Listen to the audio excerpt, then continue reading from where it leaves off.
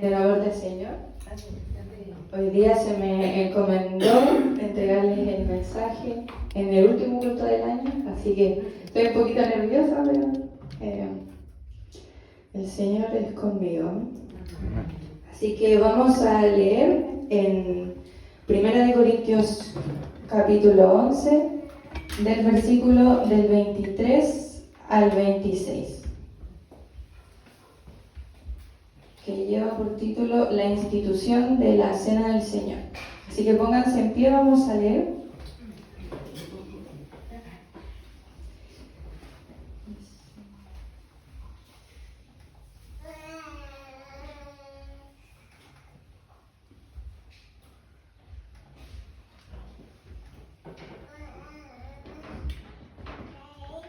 A ver si se va a ver. Ya, dice así. Porque yo recibí del Señor lo que también os he enseñado, que el Señor Jesús, la noche que fue entregado, tomó el pan, y habiendo dado gracias, lo partió, y dijo: Tomad, comed, esto es mi cuerpo, que por vosotros es partido, haced esto en memoria de mí. Asimismo, tomó también la copa, después de haber cenado, diciendo: Esta copa es el nuevo pacto en mi sangre. Haced esto todas las veces que la bebiereis, en memoria de mí. Así pues, todas las veces que comiereis de este pan y bebiereis esta copa, la muerte del Señor anunciáis hasta que Él venga. Amén. Vamos a orar antes de partir. Señor, vamos ante tu presencia, Padre, primeramente agradeciéndote por este tiempo que tú nos permites tener. Te damos gracias, Señor, porque tú nos permites también estar reunidos en este último culto del año. Gracias te doy también porque me permites compartir de tu mensaje, Señor, y te pido que tú seas quien hable a través de mis labios, Señor, y que todo lo que hagamos también pueda ser conforme a tu voluntad. Que tú seas preparando nuestros corazones para recibir este mensaje, Señor, y también para lo que viene después. Oramos en el nombre de Jesús. Amén. Tomen así.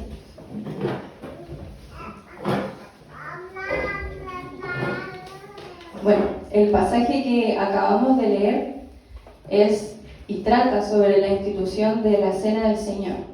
Pero este pasaje está situado bajo un contexto. Es importante entenderlo para así poder profundizar en las Escrituras. Y nos vamos a situar en la ciudad de Corinto, ¿ya? Esta ciudad era una de las más importantes dentro del mundo antiguo. ¿Por qué? Porque era un gran centro portuario. Era como así Talcahuano, que era un puerto. La ciudad de Corinto también lo era. Pero también era un gran centro comercial y cultural. Y este centro, la ciudad de Corinto, estaba llena de templos que eran dedicados a los dioses griegos. A los dioses griegos y a los dioses romanos. Entonces, esta ciudad era un gran centro económico y es por eso que el apóstol Pablo fue allí estratégicamente como misionero. Lo vio como una oportunidad para seguir extendiendo el evangelio porque era un puerto, era fácil llegar a esa ciudad. Entonces, el apóstol Pablo plantó una iglesia que era la iglesia de Corinto y la plantó con una visión clara. La visión de él era poder anunciar a Cristo en medio de una ciudad que estaba marcada por el poder económico. Ahí había muchas diferencias sociales, había mucha búsqueda de prestigio entre las personas. Pero él estuvo allí pastoreando como un año aproximadamente. Y ahí muchos de las personas que vivían en Corinto se convirtieron a Cristo. Y es así como él fundó la iglesia. Pero, ¿qué pasó? Que tiempo después de ese año que estuvo, ese largo periodo, él tuvo que ir partir a otras ciudades porque él tenía que seguir con su misión de seguir expandiendo el evangelio, de llegar a otros lugares para continuar con la obra que el Señor le había encomendado. Entonces tuvo que irse a otra ciudad, que era la ciudad de Éfeso. Y cuando él estaba allí, comenzaron a llegarle noticias preocupantes. Le empezaron a llegar reportes que decía que las cosas ahora en la iglesia de Corinto ya no iban bien. comenzaron a haber problemas. Y si bien la iglesia de Corinto era una iglesia activa, era una iglesia que tenía muchos dones espirituales, que ellos se reunían y que tenían sus enseñanzas, esta iglesia, a pesar de todo esto, había perdido algo muy importante, había perdido su centro. Porque ¿qué pasaba? Que allí en la iglesia de Corinto habían surgido divisiones dentro de la iglesia porque algunos creyentes comenzaron a identificarse con ciertos líderes religiosos. Dentro de ellos estaba el apóstol Pablo, que él fundó la iglesia. Entonces algunos decían, no, yo me quedo con las enseñanzas del apóstol Pablo, yo le creo a él. Pero había otro grupo que seguía a otro líder religioso en aquel entonces que se llamaba Apolos. Entonces la iglesia comenzó a dividirse. Unos se iban con tal líder, otros con tal líder, entonces se formaron ciertos bandos. Pero el problema estaba que la iglesia se estaba olvidando que el líder mayor de toda la iglesia era Jesucristo. Entonces, aparte de eso, también había inmoralidad religiosa, inmoralidad sexual, mucho pecado. Entre las personas había bastante orgullo, egoísmo, e incluso dentro de la iglesia había problemas en la manera en la que se relacionaban unos a otros. Incluso en la cena del Señor también, porque aquella que debía ser la expresión más clara del Evangelio había comenzado a evidenciar las jerarquías del mundo, ya que, por ejemplo, la gente que tenía más poder, más riquezas, era la primera en entrar a la cena, la primera en comer y se abastecía más que los otros. ¿Y qué pasaba? Que con la gente pobre, la gente esclava, no alcanzaban, quedaban al margen. Entonces, aquello que debía proclamar la gracia terminó evidenciando orgullo, y lo que debía de anunciar la cruz comenzó a mostrar desprecio por el cuerpo de Cristo. Y es por eso que bajo este escenario el apóstol Pablo le escribe esta carta a la iglesia. ¿Y cuál es el propósito de esta carta? Poder corregir el desorden que había en aquel entonces, y les recuerda también el origen, el significado y la esperanza que hay en la cena del Señor. Por eso ahora él le dice, porque yo recibí del Señor lo que también les he enseñado. Y de ahí nace el primer punto, en el versículo 23, que dice, la cena del Señor tiene un origen divino porque nace en el corazón de Cristo. En el versículo 23, el apóstol Pablo parte diciendo, porque yo recibí del Señor lo que también os he enseñado, que el Señor Jesús, la noche que fue entregado, tomó pan. O sea, con estas palabras, el apóstol Pablo establece inmediatamente que el origen de la cena del Señor no es una tradición humana, no es algo que la iglesia primitiva tenía por costumbre de celebrar, ni tampoco se refiere a una práctica como tal, sino que la cena tiene un origen divino. Y aquí vemos que él afirma lo que recibió del Señor mismo, porque usa palabras donde dice, yo recibí y entregué, la noche que fue entregado. Estos términos, si uno se va al griego, hace referencia a una transmisión fiel de la enseñanza sagrada. O sea, lo que él recibió de Cristo, él lo estaba transmitiendo ahora a la iglesia. Y esto significa también de que él no estaba improvisando, él no estaba corrigiendo según su opinión personal, sino que él está recordando el diseño original de Cristo. Él está entregando un mandato que lo estableció el Señor y lo recuerda como algo antiguo, algo verdadero y algo que es eterno. Entonces ahí está el diseño original de Cristo. Y esto es muy importante porque nos enseña también de que la iglesia en Corintio no solamente estaba enfrentando un problema en el comportamiento de ellos, porque ellos se comportaban de que no, yo tengo mayor riqueza, tú menos, sino que también el problema estaba en el fundamento de ellos como iglesia, porque cuando se pierde el origen, cuando se pierde el significado, la cena deja de entenderse como que viene algo del Señor. Entonces, fácilmente esto puede transformarse en un acto vacío, o peor aún, en una oportunidad para expresar el egoísmo humano como pasaba allí. Entonces, Pablo inmediatamente añade, dice una frase profunda con un significado importante, dice, el Señor Jesús la noche que fue entregado. O sea, esto no es un detalle que hay que pasar por alto, sino que aquí Pablo nos lleva directamente al momento en que la cena fue instituida, la noche que fue entregado.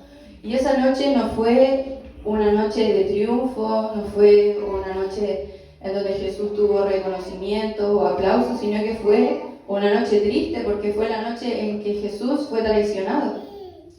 Fue una noche donde a él le abandonaron, una noche de oscuridad, de tristeza.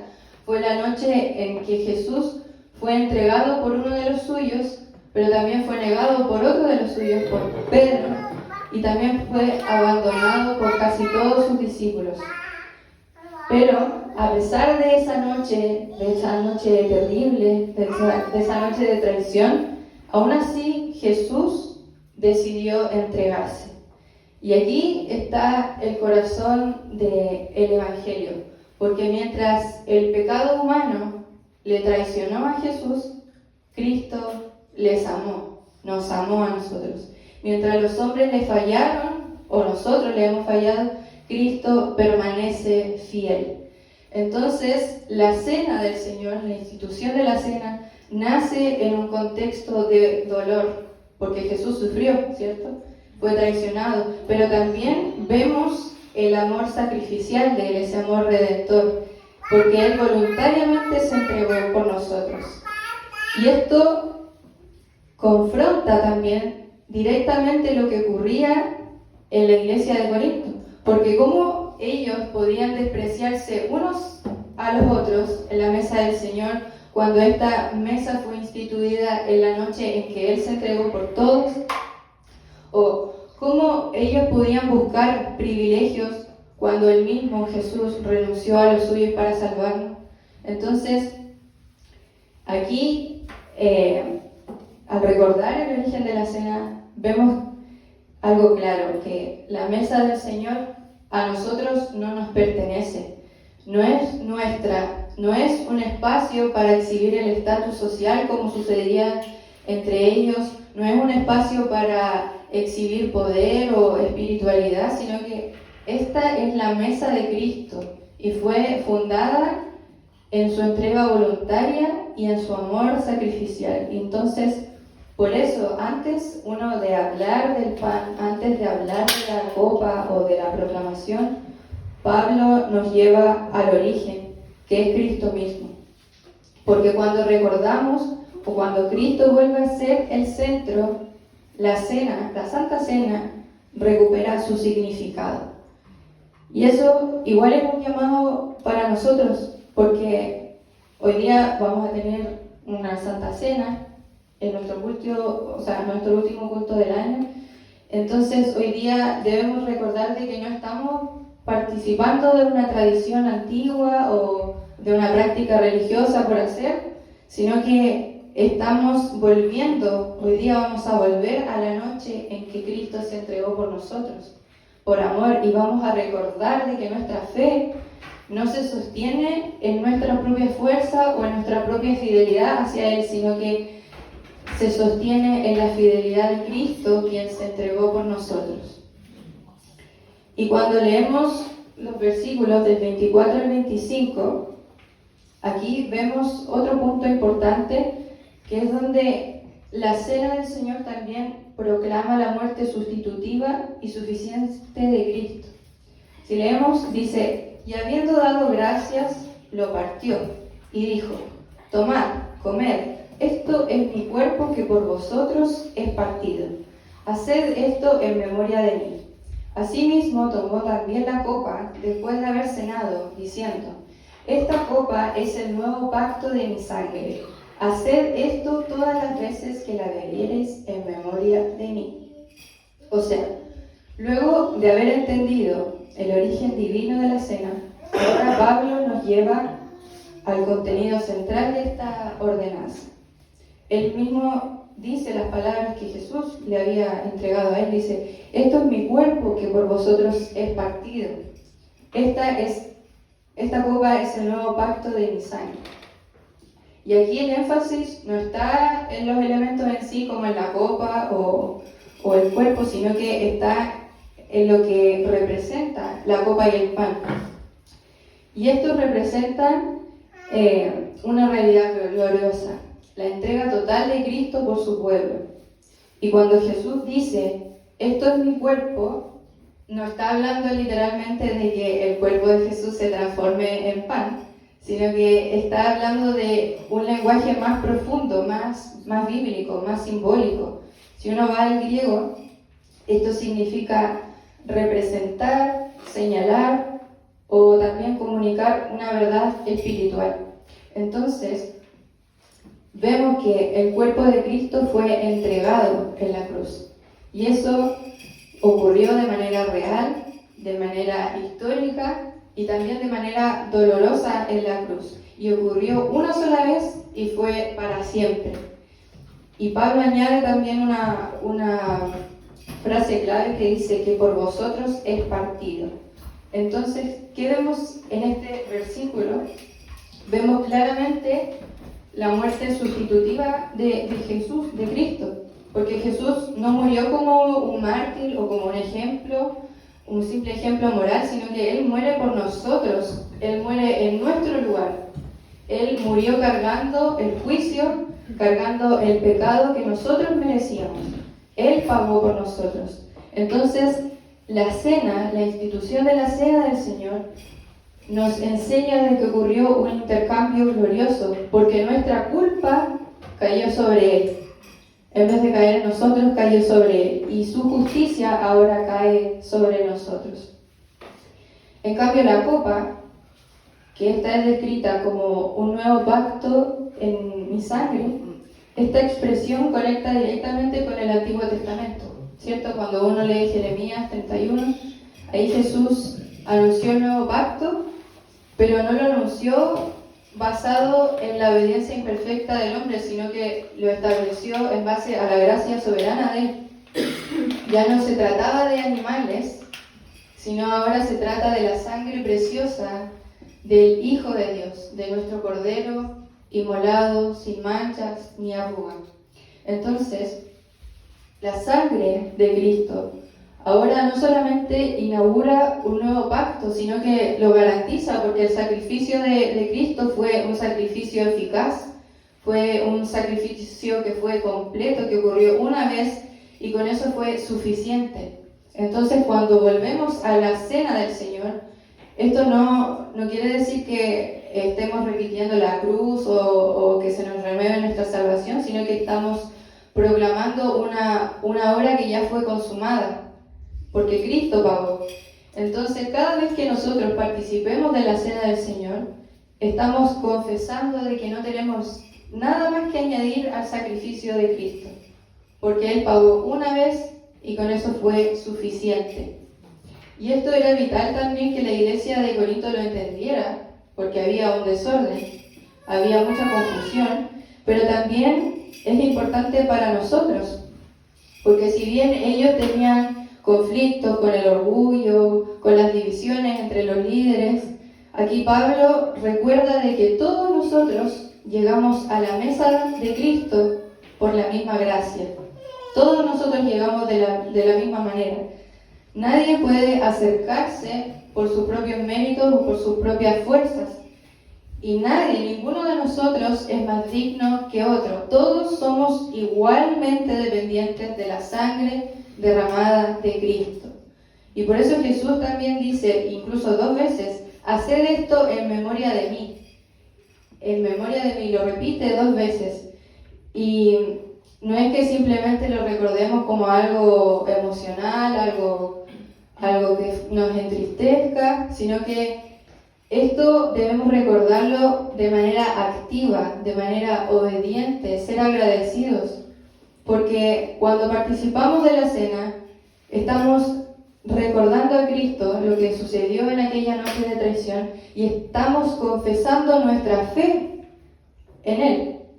Y estamos renovando nuestra gratitud y estamos afirmando públicamente de que nuestra esperanza ahora descansa únicamente en la obra de Cristo, en lo que Él hizo, en su obra redentora.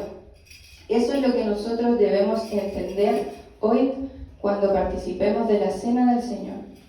Y también en el versículo 26 dice: así pues, todas las veces que comiereis este pan y bebiereis esta copa, la muerte del Señor anunciáis hasta que Él venga.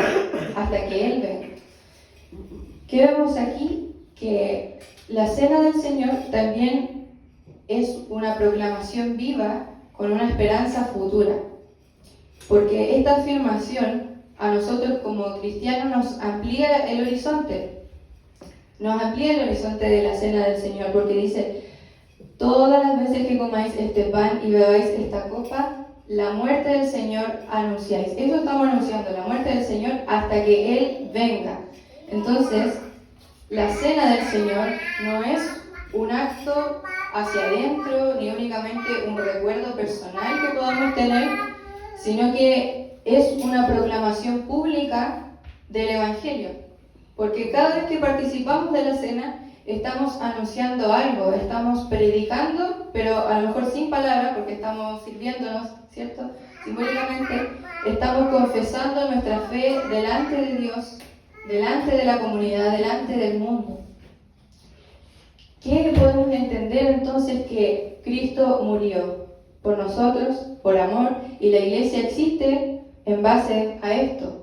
Entonces ahora nuestra esperanza, nuestra comunión, toda nuestra salvación descansan en ese hecho histórico, en ese hecho redentor. Y el apóstol Pablo no se detiene allí porque añade una frase que nos debería llenar de esperanza a nosotros. Dice: hasta que Él venga. Esto nos recuerda que como iglesia vivimos en un tiempo intermedio. Estamos viviendo entre la cruz y entre la gloria, entre la primera venida de Cristo, ¿cierto? Y entre su regreso. Entonces la Cena del Señor nos ancla hacia el pasado, pero también nos sostiene en el presente y nos va a proyectar hacia el futuro. Cada vez que participamos de la cena, estamos confesando también de que la historia de nuestro Señor no ha terminado. Estamos confesando de que el mal no tiene la última palabra y de que el sufrimiento para nosotros no va a ser eterno, porque Cristo va a volver, Cristo volverá. Entonces, la mesa del Señor también es un anticipo del banquete eterno, donde ya no va a haber pecado, donde ya no va a haber dolor, donde no vamos a tener ningún tipo de separación, sino que vamos a estar en completa comunión perfecta con el Padre. Y para una iglesia como la iglesia de Corinto, que estaba atravesando muchos conflictos, estaba atravesando debilidades, esta verdad era algo consolador para ellos. Y yo creo que lo sigue siendo para hoy, para nosotros, porque a pesar de nuestras luchas, este mensaje nos recuerda de que Cristo reina y de que Él va a volver por nosotros, va a volver por su iglesia. Por tanto, esto que hacemos no es solamente un acto solemne, sino que tiene que ser un acto de esperanza viva. Estamos confiando en que Él pagó por nosotros, estamos anunciando en su evangelio y estamos confiando de que Él va a volver. Nos recuerda también de que no caminamos hacia la nada, sino que caminamos fijo hacia nuestro encuentro glorioso con nuestro Salvador. Entonces, ¿cómo nosotros podríamos aplicar este mensaje hoy, a la actualidad, hoy a nosotros? Primero, vivamos hoy a la luz de la Cena del Señor. Si bien hoy día vamos a cerrar, ¿cierto?, el año, vamos a terminar nuestro último culto, aquí la Cena del Señor nos está llamando a responder de manera concreta, no solamente a recordar aquello que sucedió hace años atrás, sino a vivir a la luz de Cristo, a la luz de lo que Él hizo, de lo que Él sigue haciendo y de lo que Él hará. Entonces, hermanos, yo les animo a terminar este año descansando en la gracia del Señor, no en nuestras obras, descansar en Él. Y si miramos atrás, algunos pueden pensar a lo mejor que el año que tuvimos tuvo más aciertos, otros han tenido a lo mejor más fracasos, a algunos les fue mejor que a otros, algunos tuvieron pérdidas, pero la Cena del Señor nos recuerda de que nuestra relación no se sostiene en base a nuestras fuerzas, en base a nuestro desempeño, sino que se sostiene por la obra suficiente de Cristo. Entonces, entremos en este nuevo año confiando en lo que Él ha hecho y en que Él se mantiene fiel. También, ¿cómo podemos aplicar este mensaje en nosotros? Hoy somos llamados también a examinar nuestro corazón y a cuidar la unidad del cuerpo que es la iglesia. La cena también confronta el orgullo, confronta el resentimiento y la indiferencia. No podemos participar de la cena del Señor despreciando de su cuerpo. Entonces, este es un llamado también a la reconciliación, al perdón, al amor genuino entre hermanos, entre nosotros, porque cerrar el año así también es un acto de obediencia, pero también nos sana espiritualmente y nos vuelve más unidos como iglesia. En tercer lugar, vivamos con gratitud profunda por la obra consumada de Cristo, en memoria de mí. Él lo dice 2 veces, en memoria de mí. Y esto no es una orden fría, sino también es una invitación de agradecimiento, de vivir agradecidos, de recordar lo que ocurrió en la cena del Señor cuando fue instituida, por qué sucedió. Esto nos enseña a vivir agradecidos aún en medio de las pruebas, porque sabemos y tenemos la confianza de que la obra mayor ya fue hecha. Por tanto, como cuarto punto también, proclamemos el Evangelio con nuestra vida y con nuestra comunión. Porque cada vez que participamos públicamente de la cena del Señor, estamos anunciando del Evangelio. Estamos anunciando de que Cristo es nuestra esperanza. Por tanto, vivamos de manera coherente con este mensaje, dentro y fuera de la iglesia. La cena también nos envía al mundo como testigos del Evangelio. Y cerremos también el año con esperanza firme en la venida de Cristo. El año para nosotros puede terminar, se puede acabar, pero tenemos una promesa que permanece fiel, y es que Cristo volverá. Entonces, este pasaje nos enseña a esperar con fe, a seguir perseverando con gozo, con paciencia, y a vivir con los ojos puestos en Cristo en la eternidad, porque no sabemos lo que nos depara el próximo año, no sabemos qué circunstancia a lo mejor vamos a atravesar, si viene algo bueno, si viene algo malo, no lo sabemos, pero sí sabemos quién va a volver, sí sabemos quién viene. Entonces tenemos ahí nuestra seguridad y nuestra confianza. Entonces, para concluir, hoy día, cuando participemos de la cena del Señor, no solo estamos cerrando un año, sino que estamos confesando, vamos a confesar hoy día juntos de que Cristo murió por nosotros, de que Cristo vive y de que Cristo reina y de que Él va a volver por su iglesia. Por tanto, hoy vivimos entre la cruz y entre la esperanza hasta que Él venga. Y meditemos en este pasaje porque igual es bonito. Y cuando participemos de la cena, seamos reverentes, tengamos un corazón completamente entregado al Señor, recordando el origen de su institución, que fue en un momento de traición. Vamos a volver a esa noche y vamos a recordar de que Él se entregó voluntariamente por nosotros. Eso deberíamos estar meditando para pasar a este momento. Así que eso, hermanos, les invito a que se pongan de pie, a que podamos orar antes de pasar.